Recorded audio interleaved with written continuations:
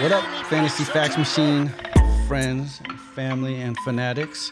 We're back for the 2022 preseason. We're excited about it. Hell of an offseason. We are going to run through the top 10 players at each position, starting with running backs. Here with my boy, George, Truth Factory Fuchs.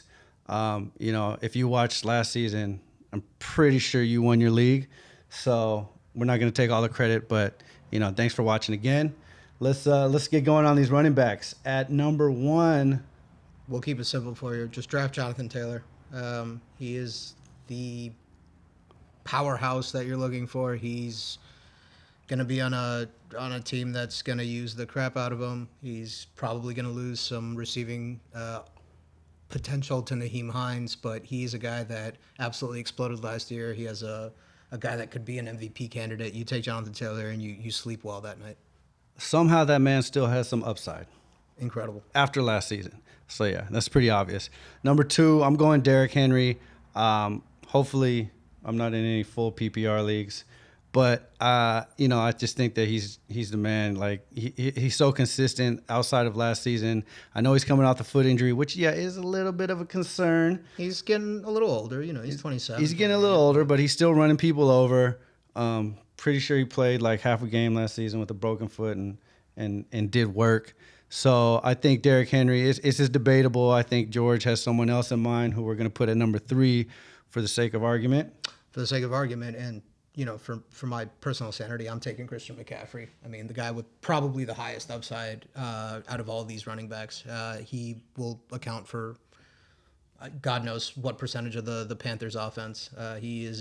If he stays healthy, this is the guy that's going to win you the league. Yeah. No, I can't argue with that, but that's a big if, and, he's got to stay healthy. I hope he does. I mean, gotta gamble a little bit. He makes the fantasy football season a lot more fun when he's playing, so I hope he does. Next, I have Austin Eckler. It seems like the offense gets better every year, and Eckler's right there with the improving offense. Their defense is going to make the field shorter for them. He's going to get a lot of catches, a lot of touches. He's a huge part of that offense, and Herbert loves going to him. So, a guy you love in full PPR leagues for sure. He's such a valuable threat out of the backfield, receiving the ball. It's going to probably get some touchdowns vultured from him, but it's okay. You got to live with that. Yep. Who you have after that? There's a couple guys you could put up there, but I'm going, homer pick as always. I'm taking Dalvin Cook. Yeah. Expecting that offense to do big things this year. He's a huge part of that offense. Everybody's, projecting massive things for Jefferson. Don't sleep on Dalvin. Dalvin, if assuming he stays healthy, has the upside of all these running backs. So yeah, love to see him play 16 games. 17 games. I don't think that will happen. But, yeah, if he can stay healthy, I mean, he's one of the best. He's one of the fastest. After that, I got Najee Harris. I think he's going to have a big season. Could be like the most pure bell cow here. I mean, they have nobody else like in that backfield that's going to play, right? Like Najee's, he might play every down. He's going to be receiving the ball. He's going to be rushing. He's going to get the short yardage carries. That team's not going to be very good. So, you're in the mid-late first round. You should be targeting Najee. Yeah, he had a slow start last season, but he figured it out pretty quickly, and he finished in that 4 or 5 spot at the end of the season amongst running backs. So he's definitely going to get a lot better, even if the offense doesn't. Hopefully, he will still get better. Next, after that, who do you have? I guess you got to go with Joe Mixon. Not a flashy pick at this point, but again, last year he was a huge part of a very successful offense. That offensive line has gotten significantly better. Should give him a little more time to run, a little more time to pick his spots.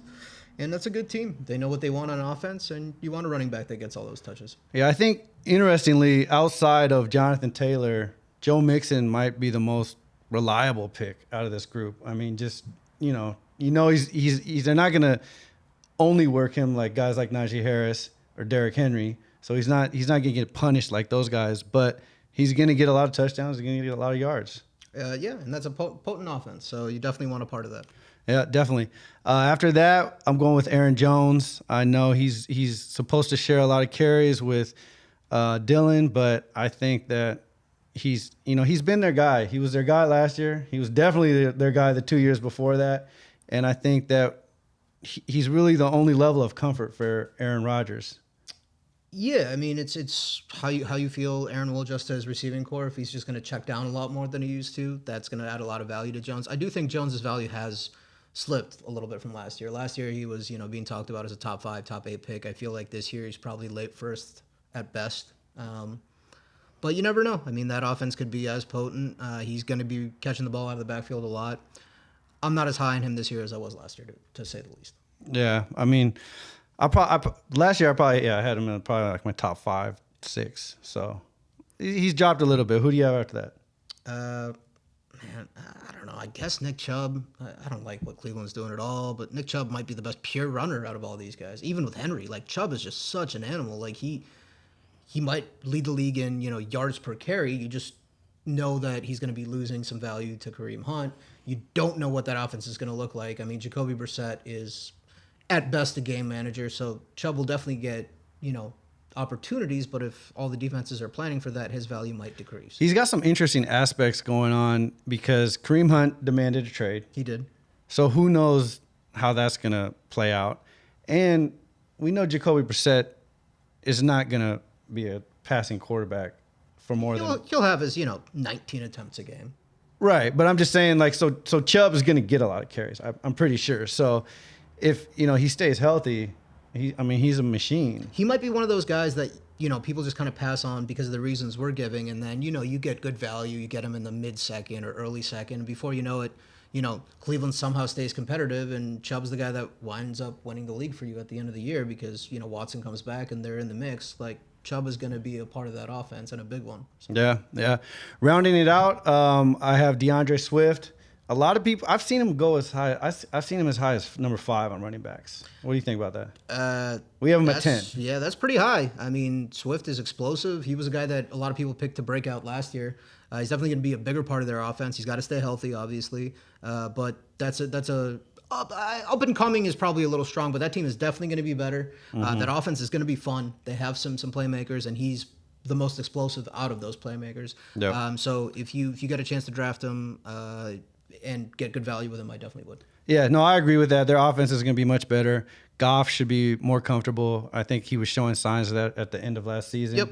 And Swift will definitely be a beneficiary of that. For sure. And we're not expecting the Lions to, win the Super Bowl or anything like that. But they're going to be a very, very tough out every single week. And a lot of those close games are going to see a lot of DeAndre Swift. Yeah. Are there any guys that we didn't mention that you might take over any of the guys that we mentioned?